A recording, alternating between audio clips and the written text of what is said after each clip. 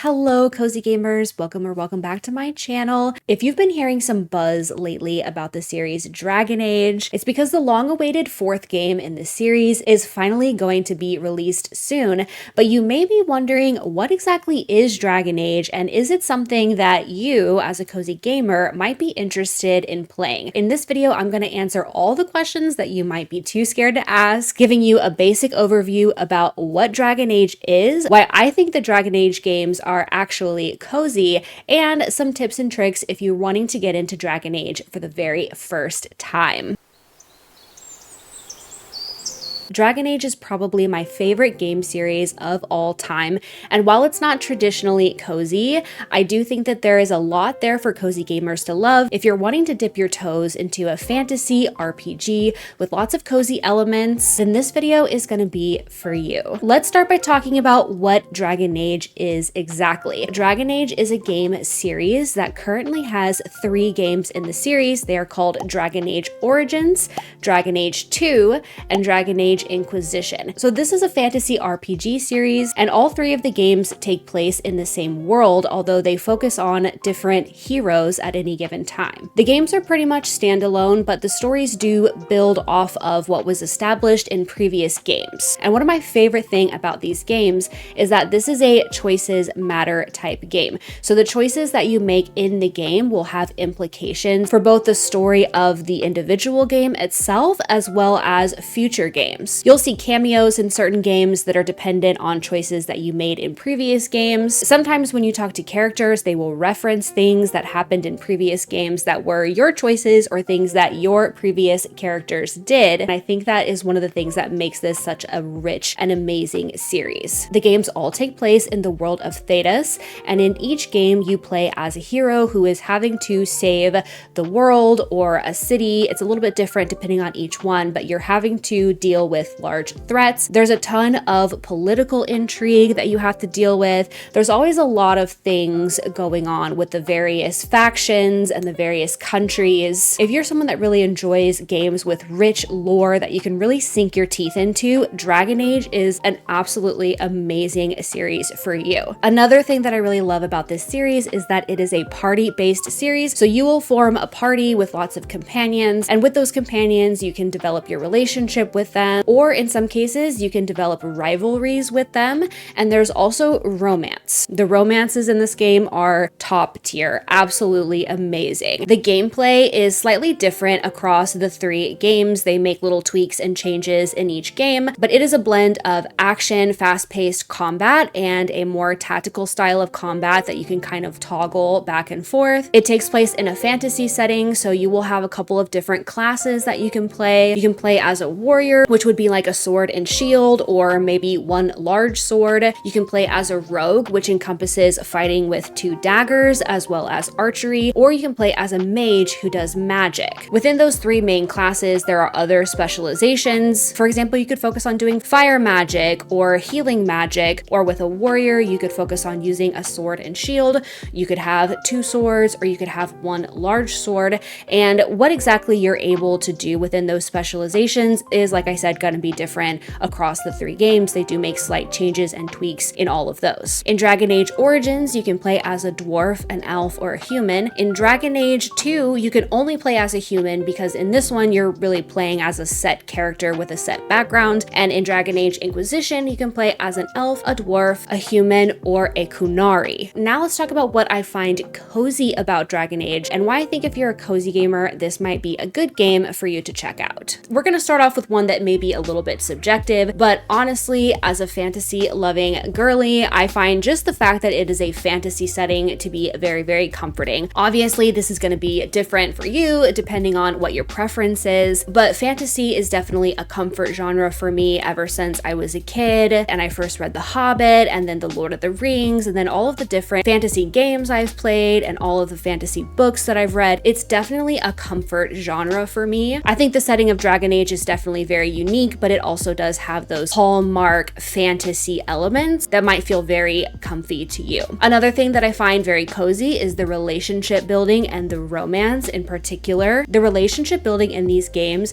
is so amazing. You can really develop your relationship with the characters in different ways depending on how you interact with them, depending on choices that you make during their personal quests. In Dragon Age 2 especially, it's really cool because there are two different routes that you can go. You can develop a rivalry or a friendship. So if there's somebody that you really just don't agree with, you're still able to kind of build up that relationship to a certain extent. You're just doing it as a rivalry, which I think is really unique. And then of course we have to mention the romance. This series has a huge fandom, and a lot of the fan works like fan fiction, fan art, etc. are focused on the romance pieces of them because they are just that good. There are romances that will feel warm and fluffy. There are romances that are angsty, romances that will break your heart. They're so good and they're all very unique, and I absolutely love it. Another thing that I think is really cozy about these games is that they have something that I like to call areas of refuge.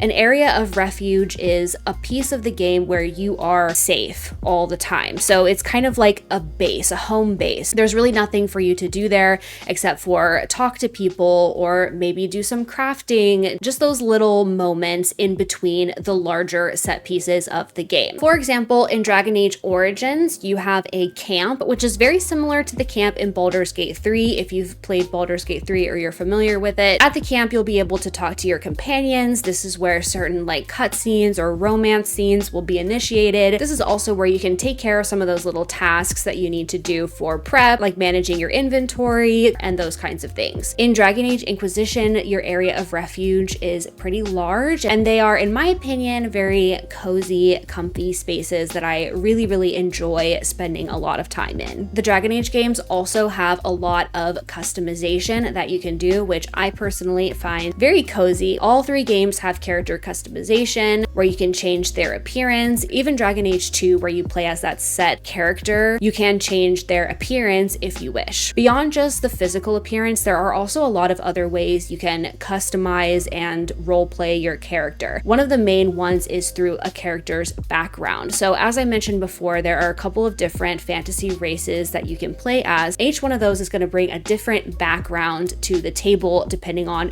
who they are. In Dragon Age Origins, the very beginning of the game was actually completely different depending on the character that you made, because due to lore reasons, those characters would come from very different backgrounds. In Dragon Age Inquisition, your character will have a different background. It's not as fleshed out as the ones in Dragon Age Origins because you will start the game the same way no matter what, but those backgrounds can affect your own headcanons and the way that you want to roleplay your character, and it also will affect certain reactions and certain things that will happen to you in the game. Another thing that I love that I personally find so cozy is the lore. That may or may not be your thing, but to me that definitely is. But what I think is especially cozy about the lore is that I do think the lore is fairly accessible. It's very grounded and it's very easy to learn. There is a lot of nuance to the different political factions and the different things going on. So there's plenty of room for deep dives if you want them, but it is also fairly simple to grasp at the beginning, so you're not just super confused. If you don't have the time or you don't wish to really go into that deep dive, you don't have to if you don't want to. Okay, so I've convinced you to play Dragon Age. Now, where to start? Do you have to play all three games from the beginning, or can you start with a different one?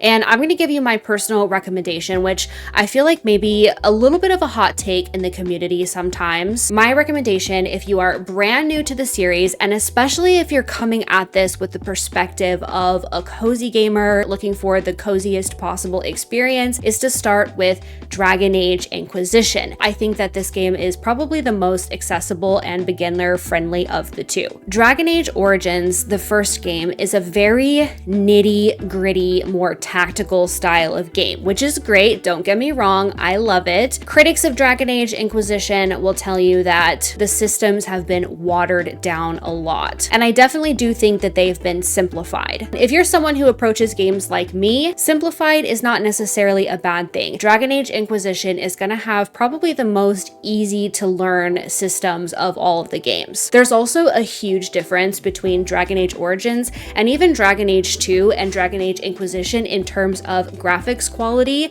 and in terms of the modernity of the gameplay. Honestly, as someone who loves Dragon Age Origins, its age is definitely showing. And while it is a great game, and I do recommend that you play it at some point, I think it's important to recognize that sometimes without a sense of nostalgia or without a love of the world or the setting, it can be very, very difficult to go back and play through old games. I think Inquisition is going to be a great choice for you to start if you're brand new to the series because it looks pretty good, it has the most modern and accessible gameplay, and that is my personal opinion and my personal recommendation. It also does not require knowledge of previous games. As I mentioned earlier, there are characters from previous games that come back, there are references to previous games that will go over your head, but it's okay. Those things are not required for you to understand the game or even to enjoy the game. Also, if you're coming at this from the approach of potentially preparing to play Dragon Age Dreadwolf when it comes out, Dragon Age Inquisition is the game whose story is going to most directly carry over into Dragon Age Dreadwolf. Now, at the same time, if you don't mind playing older games, you like crunchy tactical games, and you have time to play through the 3 games, I do highly recommend both Dragon Age Origins and Dragon Age 2. I'm not gonna lie to you and say that I don't think that your Dragon Age Inquisition playthrough is going to be enhanced by having played Dragon Age Origins and Dragon Age 2. I'm just saying it's not a requirement,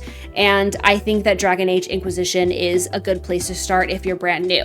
What I personally did was play Inquisition first, and then I realized that I had fallen in love with the world, and I went back and I played Dragon Age Origins and Dragon Age 2, and then I replayed Inquisition with the choices and the world state that I had created in Dragon Age Origins and Dragon Age 2. If Dragon Age Inquisition is your chosen starting point, per my recommendation, I'm going to give you a couple of really quick tips that I think are important for beginners to know. My first tip is to get out of the hinterlands as quickly as possible. You'll have a couple of different spots on the world map to go to, and the hinterlands is the first one. There are some main quests for you to complete there, but there are also lots and lots and lots of side quests. And if you focus on trying to complete all of the side quests before you move on to the next main quest in the story, you will be in the hinterlands for so long. You'll get bogged down. It can feel very overwhelming. It can feel very slow. The way that it's designed is they want you to go there for a little bit, and very shortly after that, they will give you another quest to go somewhere else that will progress the story. There will be ample opportunity for you to go back to the hinterlands whenever you want, and there are even main quests that will take you back there. So do the basics there and get out and progress the story. My next tip is to speak to your companions often. If you don't talk to them and you don't use up all of the dialogue options that they have for you,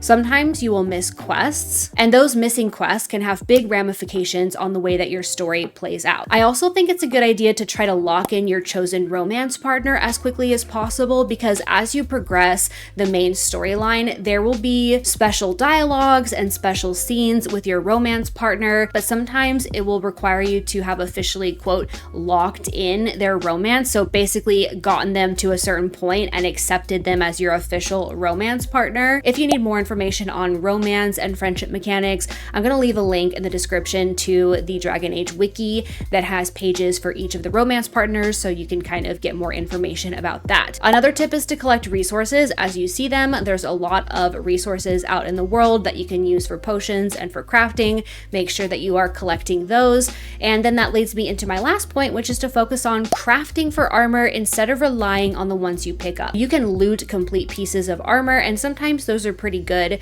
but I think for the most part, crafting your armor, especially once you start getting access to higher level materials, is going to be the best way to get really, really good armor, and armor that is customized to your preferred playstyle. And side note, I didn't mention this earlier, but I also think crafting in Dragon Age Inquisition is another thing that makes it feel really, really cozy to me. I often spend hours just crafting different armors and weapons. I do it for stats, but then I also do it for fashion, of course. That's really all I have for you today. I hope that it was helpful. I love Dragon Age so much, and anybody that I can get into the series, especially beginners who may be Dragon Age curious but not really know where to start, I want to be there for y'all. So leave any questions that you have down in the comments and I will be sure to do my best to get to all of your questions. I've been doing a little bit of streaming of Dragon Age. It's not the only game that I'm streaming right now, but I have been streaming it mostly on Fridays.